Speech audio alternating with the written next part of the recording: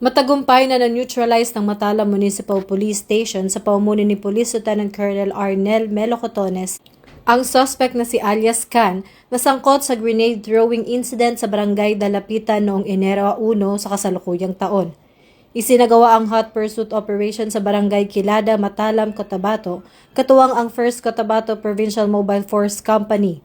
Ayon sa ulat ng PNP, nanlaban ang suspect at nagpaputok ng baril laban sa mga otoridad kaya napilitan ng mga pulis na gumanti. Humantong ito sa pagkaka-neutralize ng suspect. Narecover ng PNP ang isang .45 caliber pistol, magazine at mga basyo ng bala at hinihinalang shabu kasama ang drug paraphernalia mula sa suspect. Pinagtitibay ng operasyong ito ang mahigpit na paninindigan ng Philippine National Police sa pagpapatupad ng batas at pagpapanatili ng kapayapaan at kaligtasan ng publiko. Patuloy ang PNP sa pagpapalakas ng seguridad at pakikipagtulungan sa komunidad upang maiwasan ang mga karahasan at masigurong ligtas ang mamamayan. Ito ang bagong PNP para sa bagong Pilipinas, serbisyong mabilis, tapat at nararamdaman.